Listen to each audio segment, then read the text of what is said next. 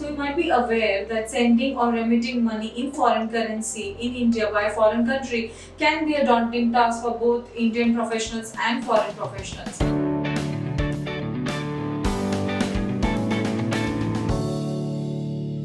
So there is an act in India called as FEMA 1999 Act, which is nothing but Foreign Exchange Management Act, wherein in this act there are regulations laid out in order to ensure that the foreign currency which is received or sent is regulated according to the law. Inward remittance is the remittance from an overseas bank to the domestic bank, and it can be made against the export of goods and services, for investment purposes, for donations or for gifts. So what is the procedure for inward remittance? Well, you need to keep two things in mind. First is the remitter.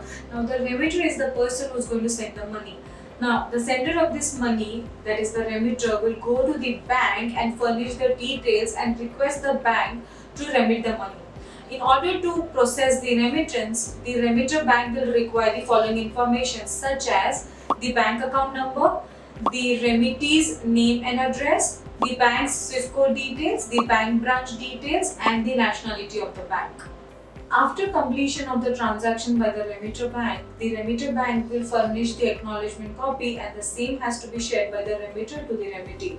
Now, the second party important in this transaction is the remittee. Now, after the completion of the transfer, the bank will hold the amount in the account for procedural completion and for the compliance check. Now, the remittee has to go to his or her bank and has to furnish the documents required by the bank. The documents that are required by the remittee bank are the invoice against which the payment is made, the purpose code against which the amount is received, the contract, and the information related to the remittance. The bank usually takes 1 or 2 working days to complete the entire transaction. However, if they are working for the first time for the same, it might take 3 to 4 working days. Now, there are generally nil charges for inward remittance, but the bank might charge for GST for the fees that is incurred on the transaction.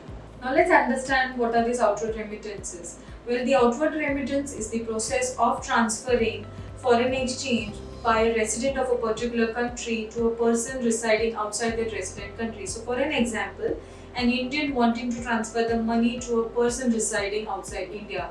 This falls under outward remittance, and any purpose for which this outward remittance is to be carried out has to be approved by the FEMA, which is the Foreign Exchange Management Act. So what is this procedure for outward remittance? Well, under the LRS scheme, which is called as Liberalized Remittance Scheme by Reserve Bank of India, PAN number has to be quoted for all the transactions as far as outward remittance is concerned.